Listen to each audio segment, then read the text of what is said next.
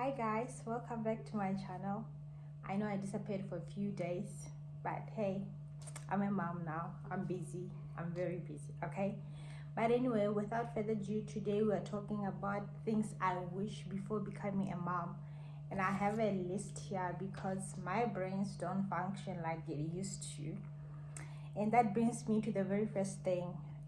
Mommy brains, you literally forget things. You will just think of something and then it'll just disappear and you'll be standing around, what was I thinking, what is it that I wanted to go? You just stand up and go to do something and you just literally forget about it.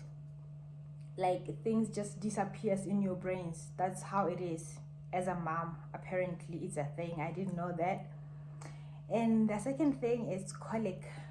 Jesus, I've mentioned this before. I think colic is driving me personally crazy. I do not like colic. I don't know what it is or whatever, but baby now has like few episodes that nights where she would like cry for maybe an hour to an hour 30 minutes, and that's a very long time for a young person to be crying, most especially one that can't communicate what the problem is.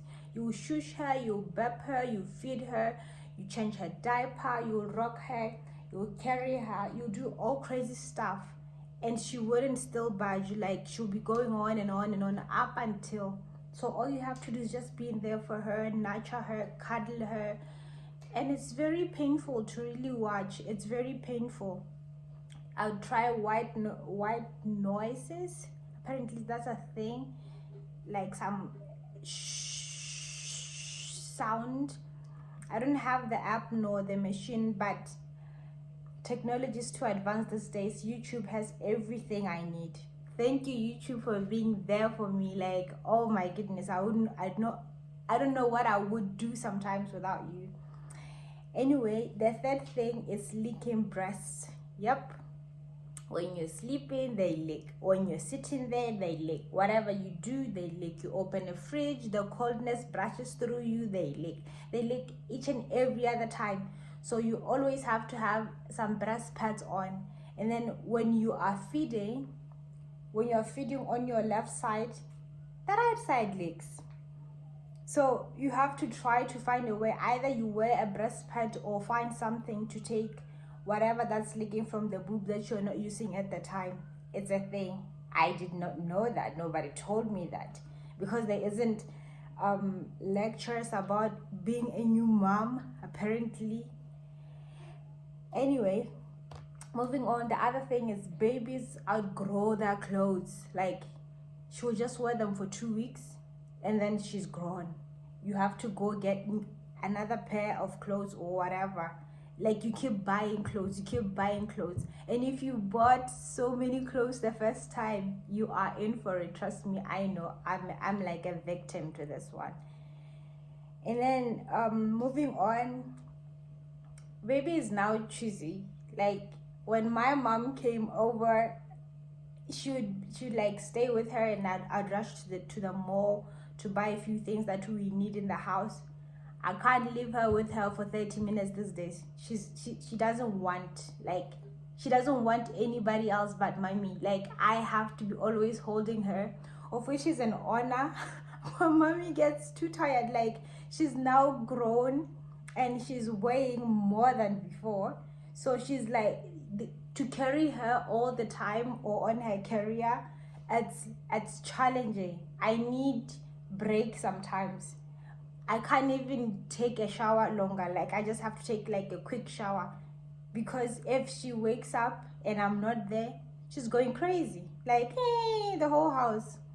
And the thing is, I don't like hearing her cry, so I can't stand it. I can't. It's torture for me. It's torture for everyone else involved, because I get cranky, and I get cranky to the wrong people. I can scream at her. She's very small, so I scream at everybody else who's bigger.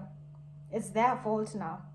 I know I'm a terrible person when it comes to temper and everything. Anyway, moving on, sleep deprived. Look at my face. You see me? Look closer. Yep, you do not sleep. When they say you should sleep while baby's not here, they literally mean it. The funny thing is, you can't You can never sleep enough. I thought I slept enough throughout my pregnancy, but apparently not. Because even if you slept for 8 hours before baby got here, and now baby's here, and you're like sleeping for 4 hours throughout the night, and then you're feeding every 2 hours, still, whether you slept before or not, it doesn't make any sense. Why? Because it's now, it's in the now. Then doesn't matter. Yes, you rested then, but what about now? You can't.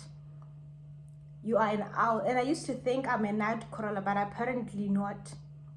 Shit is real now. Moving on. Diaper rash. Oh, my baba had diaper rash. Like, I used to keep her on her diaper the entire time because it was very convenient for me. Selfish me. I know. I'm still learning. I'm learning so many things. So I'd keep her on her diaper for whatever time, and I would keep changing. And then she got rash and was like, okay, so maybe I shouldn't do that. And then I like read about it, asked around, and daddy suggested that I take her off the diaper for some time and let her breathe. So I've been doing that, and that helped immensely with the diaper. It actually died on its own. And then applying powder as well to dry the skin as much as possible also contributed. So yep, careful with diaper rash. And then expressing, I keep hydrated. Why? Because I am breastfeeding, and hydration means more milk. More milk means if babies are asleep, they need to come out one way or the other. So I have to express. I have like 3 pumps, but I use one that's like my favorite. The electric one is my favorite. That's the one that I'm using. Anyway, I have to express. So expressing on its own, it's another story. It's flipping painful when you first start it. It's like when the machine sucks your nipples in. Your skin tears, literally the skin tears, and then your skin stretches because it has teared, so it stretches, and it's so flipping painful. The nipple scratches and it's itchy. And that's also something that happens when a baby is sucking for the first time, like when she starts breastfeeding. It's flipping painful. Oh my god, somebody could have told me this. Probably I could have prepared mentally, I don't know, but still, these are things that I wish I had known before. Maybe I could have somehow did massages or whatever, I don't know at this point. But had I known, I feel like I would have a better mental stability at this point. But nope, nobody told me. So anyway, expressing in nipples, it's a thing. It's flipping painful, y'all. Oh my god.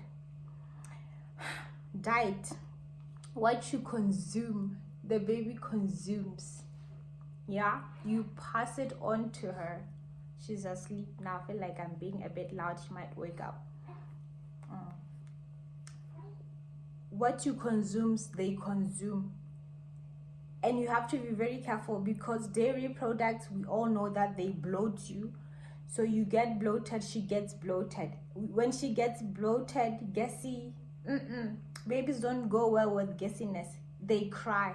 Like when they have gassy stomachs, it's another story. So you have to try to avoid that as much as possible. Try to have a clean diet. I know it's not simple, it's not easy, but you try to have a clean diet, because for the sake of their digestive system, they're not that mature enough to digest everything, especially heavy things like your meat, your red meat, your pork, and everything like that. And dairy products, as I've already mentioned, you have to be very vigilant of what you're eating. And then the last thing I think I've mentioned before, it's staying hydrated. It's a thing. Like you literally have to keep a bottle of water by your side always, otherwise you're gonna pass out. First of all, being dizzy is a thing when you are a mom. or you just gave birth or whatever. Dizziness is like sticking with you through and through. So imagine you're being dizzy, imagine you're feeding a little person and you are dehydrated. You don't want that. It's double the problem, maybe 5 times the problem. So try to avoid that as much as possible by staying hydrated. It doesn't have to be water, any liquids really. Drinks, you can have so many types of drinks lined up for you. Water, I love water personally, so it's not a problem.